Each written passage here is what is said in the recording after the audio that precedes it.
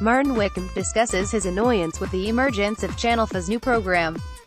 You may have seen advertised on BT Sports recently a documentary called Golazzo, the Football Italia Story, covering the period from 1992 to 2002 when Channel 4 had weekly coverage of Serie A. The program brought back memories for this writer of a time when, with no Sky TV in the household, I became more familiar with likes of Beppe Signori and Fabrizio Ravanelli than many of the players plying their trade in the nascent FA Carling Premiership.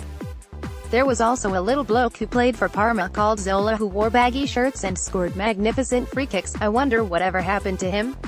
The show comes highly recommended, and with it having first aired days before the tragic passing of Ray Wilkins, the memories of his humorous commentary double act with Peter Brackley are ever more poignant as it features an interview with Ray himself, which reinforces everything that has been said about the man since his death. I only hope he knew how highly regarded he was by everyone while he was alive. Rip Butch.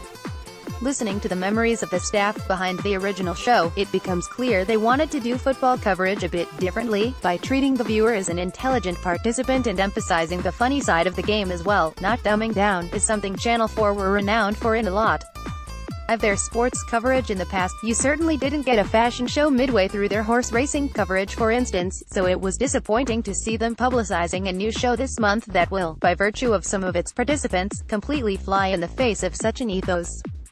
I refer, with regret, to Channel 4's planned Real Football Fans show, a vehicle that is putting a bunch of YouTube fan channels on terrestrial television for a late-night talk show format. Much has already been said about fan channels recently, and there is little more I can add that hasn't already been remarked upon about their exploitative nature, lack of careful editing, and their high-handed attitude to any type of criticism. However, once I stopped pondering whether they were going to create history by producing the first-ever English-language program on a British channel to require subtitles at the bottom, thoughts turned to Channel 4, specifically, the show title and the implications and assumptions therein.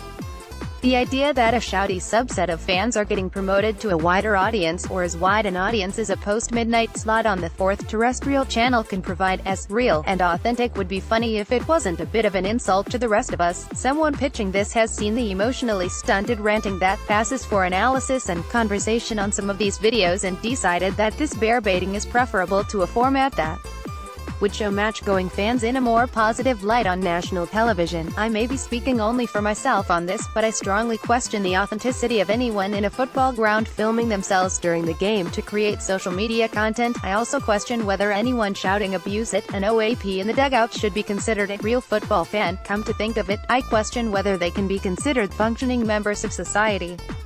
Rather than deciding to go for a show that will take a sideways look at football, in the style that it has been brave enough to do in the past, Channel 4 have decided to commission a series that instead reflects the game today, certainly at the highest level, devoid of humor and warmth, hypersensitive to any perceived slight. The Arsenal fan TV lot's hysterical overreaction to perfectly reasonable criticisms from Hector Bellerin would give Donald Trump a run for his money, and pushing a myopic, polarized view that absolutely subscribes to the belief that one must choose between Messi and Ronaldo rather than appreciating the otherworldly talents of both. Football isn't that important, folks. You are allowed to take the piss out of it every so often. Like so much football programming over the last few years, it feels like the sheer amounts of money coming into the top level of English football from across the world have led to a fear of mocking the sillier side of it, just in case someone cancels the check as a consequence. How else to describe the reverential tone that shows like Soccer Am now take, and a game that finds ever new ways to disappear completely up its own backside? The Real Football Fans show will fit in perfectly. Their conversations will bear little resemblance to the ones had in pubs before and after games, and in workplaces during the week. In that sense, they have very little in common with and are not representative of match-going supporters.